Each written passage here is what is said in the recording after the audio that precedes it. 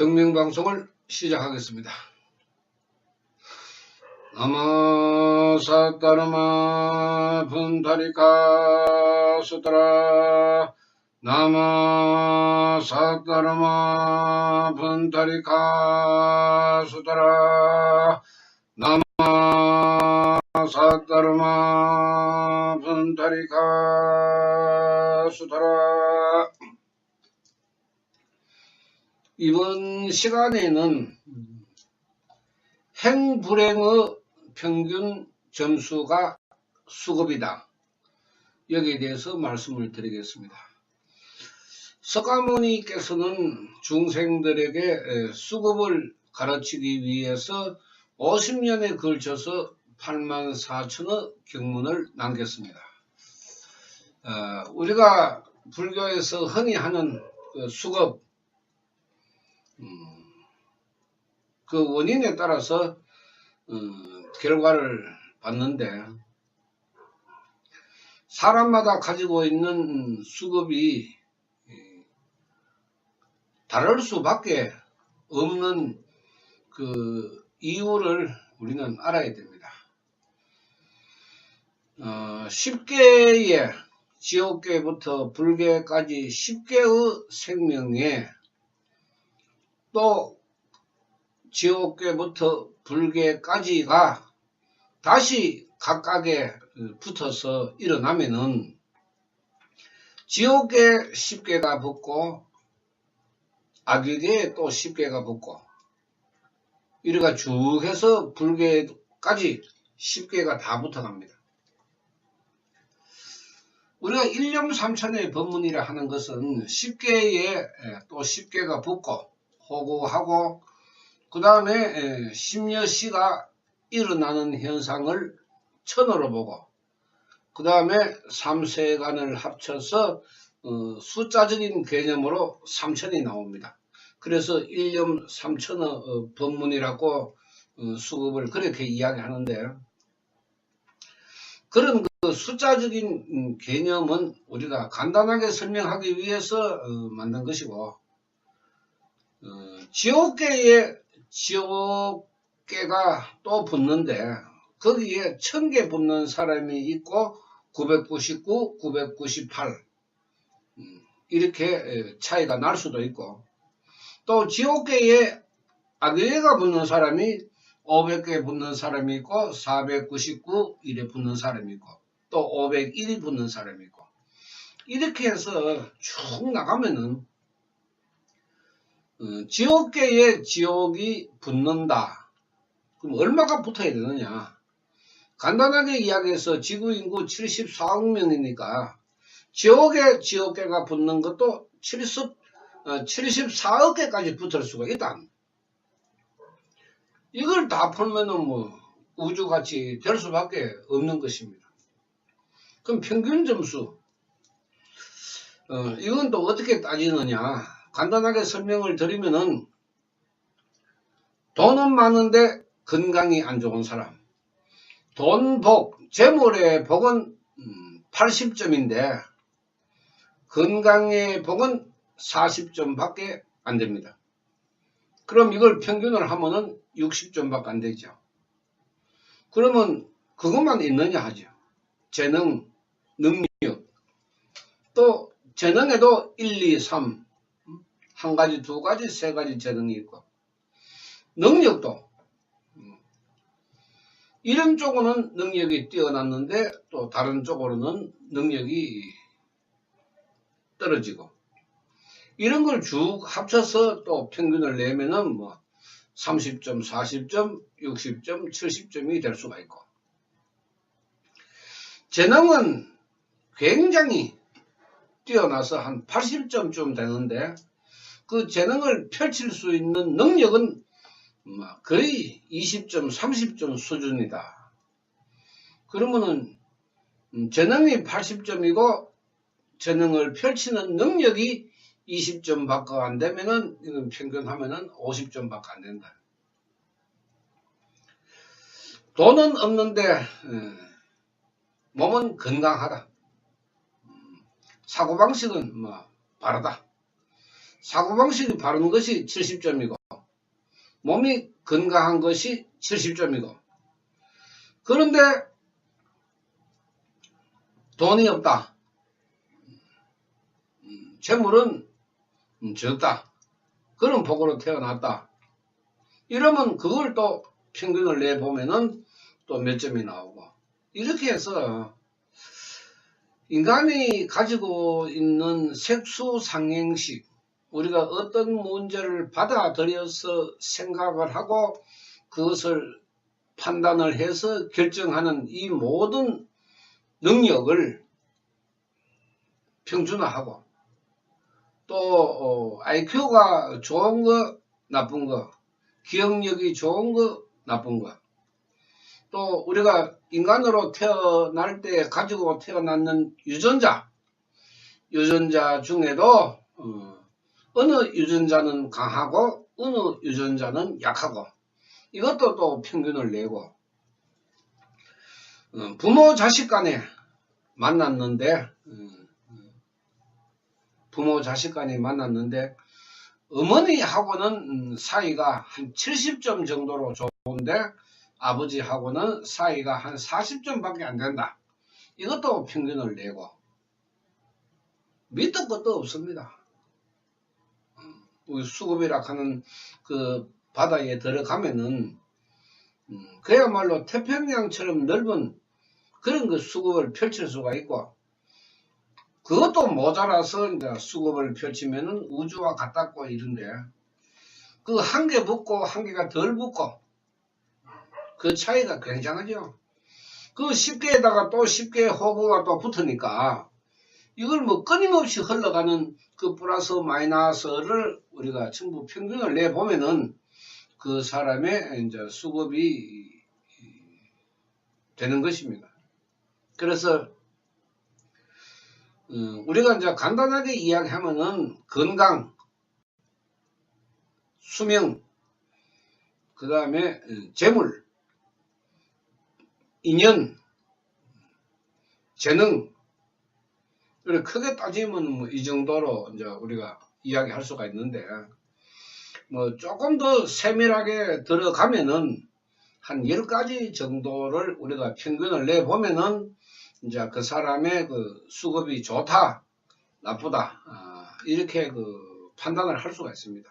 그것을 석가모니께서는 일념삼천의 법문으로 남겼었는데 상세한 설명은 중국의 천태대사와 묘락대사가 일념삼천의 법문을 다시 이제 풀어서 상세히 설명을 했습니다. 이것을 생명철학이라고 이야기를 하는데 이런 개념으로 우리가 공부를 해보면은 그야말로 참 우리가 보는 그 사주 대단하다 하는 그 사주 하나의 그 먼지에도 지나지 않습니다. 먼지. 그만큼 수급은 우주와 같은 가치를 가지고 있습니다. 그 사주는 먼지 하나에도 미치지 못하니까 여러분들은 앞으로 생명 철학의 수급을 배워야지 아주 낮은 차원의 그 사주에 매달리지 마십시오. 괜히 잘못하면은 장난에 인생만 흘러가게 만듭니다. 그러면은 이제 내가 이 정도의 수급을 가지고 있으니까 좋은 거는 이러이러한 면이 좋고 또 나쁜 것은 이러이러한 면이 나쁘다. 사람의 성질, 성격도 전부 수급 속에 들어가니까 우리가 살아가면서 여러 가지로 내 자신도 불편하고 남에게도 피해를 끼치는 성질, 성격, 그 본성도 잘못됐으면은 우리가 바꿔야 되고 건강도 우리가 좋지 않으면은 면역력을 강하게 해서 내가 건강을 유지를 해야 되고 좋고 나쁨을 가릴 수 있다 하는 것은 굉장한 지혜입니다. 30년, 40년 열심히 기도를 해도 자기 자신의 그 수급조차도 깨닫지 못하는 불도 수행이라면은 허송세월 보내는 거죠. 공부를 안 해서 그렇습니다.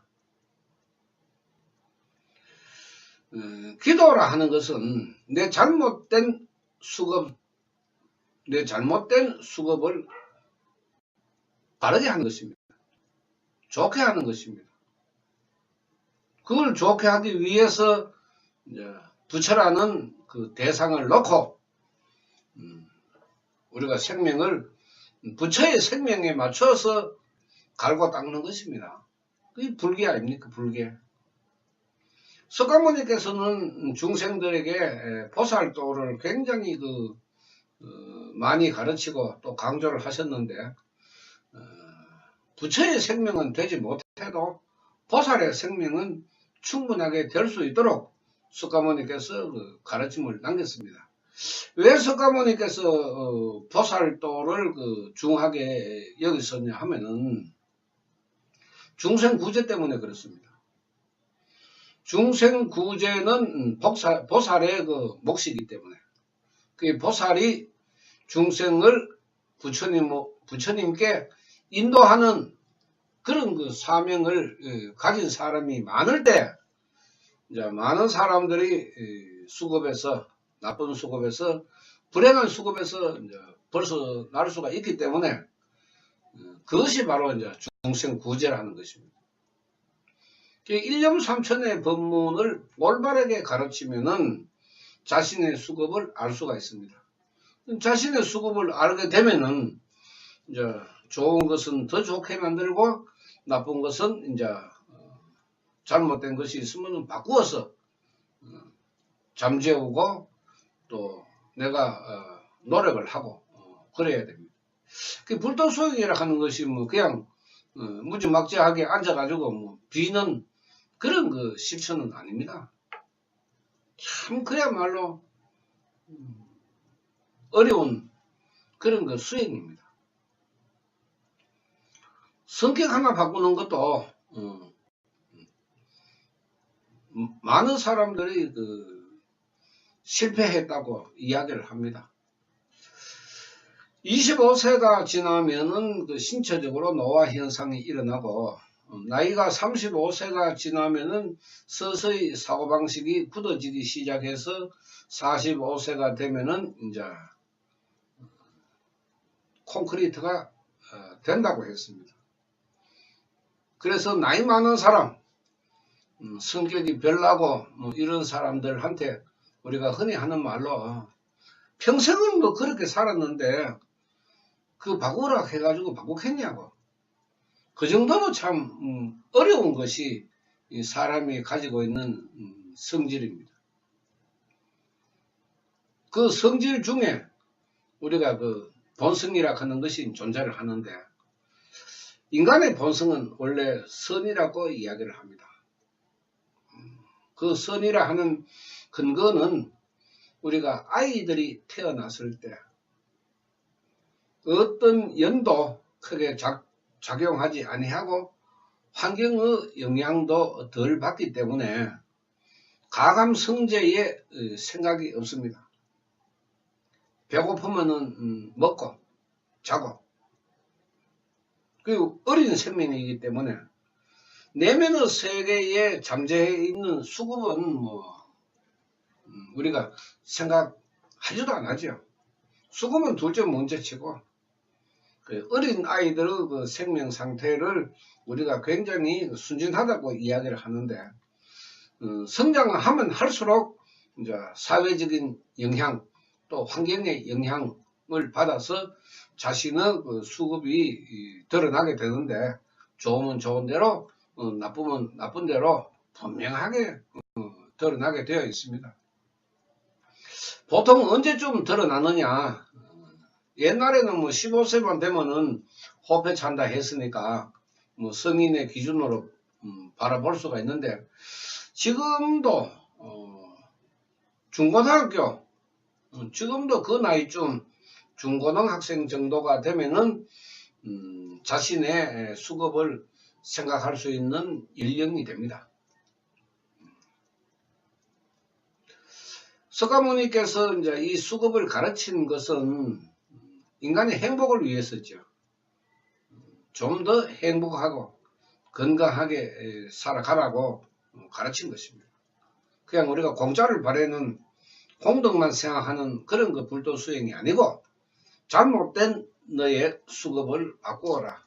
그것이 석가모니의 8만 경문을 설한 목적입니다. 중생구제 아닙니까? 중생구제는 그렇게 해서 이루어지는데 평균 점수가 우리가 학교의 점수에 비교를 해보면은 참 59점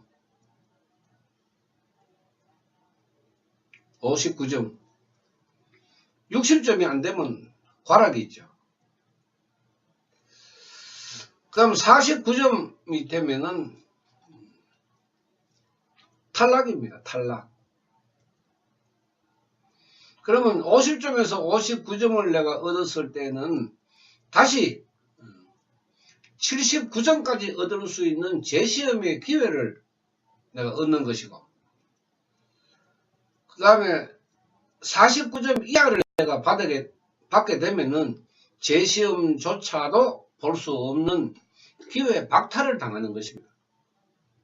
우리 거기에 비유를 하면은 우리 수급도 그런 이치와 크게 벗어나지를 않습니다. 빈궁하천의 중생이라고 석가모니께서 말씀하신 그 대상을 보면은 상중하근의 중생 중에 하근에 속하고, 하근의 중생 중에 또 상중하가 있는데 그 상중하 중에서도 또 하에 속한다. 그렇기 때문에 그 빈궁하천의 중생은 어느 나라고 간에 최 밑바닥에 있는 인생을 살아가는 사람들은 다 있기 마련입니다. 그런 사람들을 구제하라. 그는 수급의 점수가 좀 그야말로 49점 이하가 되겠죠. 재시험의 기회가 없으니까. 행복이라는 길을 전혀 평생 동안 살아가면서 생각해 볼 수 없고, 또 행복으로 가는 길조차도 부처님의 말씀이라든지 기도라든지 이런 수행에 대한 문제는 전혀 접할 기회가 없고 만날 기회가 없으니까 굉장히 참 성격적으로 삐뚤어져 있고 부정적이고 건강하지 못하고 이런 이제 생명을 가지고 있는 인간의 수급을 풀어서 밝힌 석가모니 세존, 굉장히 위대하고 훌륭한 가르침입니다. 우리 인간으로서는 굉장히 참 감사한 일입니다. 이런 그 훌륭한 가르침을 남긴 석가모니의 그 말씀대로 우리가 말법 시대에 우리가 수행을 해 나가면은 50점에서 59점 사이에 있는 내 수급이라도 다시 한 번 더 일어설 수 있는 기회를 만들 수 있으니까 꿈과 희망이 있다는 것입니다. 물론 70점, 80점 되는 분 중에도 또 건강이 안 좋은 분, 인연이 안 좋은 분, 이런 분들은 그 안 좋은 그 수급을 위해서 수행을 하시면 좋은 거고, 그러나 현대 사회가 너무 물질 만능으로 흐르기 때문에 모든 기준을 돈으로 생각하고 따지고 잣대를 세우고 이러한 우리가 습성을 가지고 있기 때문에 석가모니께서 가르치신 그 수급에 대한 개념을 소홀히 하고 있습니다. 평균 점수가 이제 본인이 알면은 뼈를 깎는 그 실천을 하는 것입니다.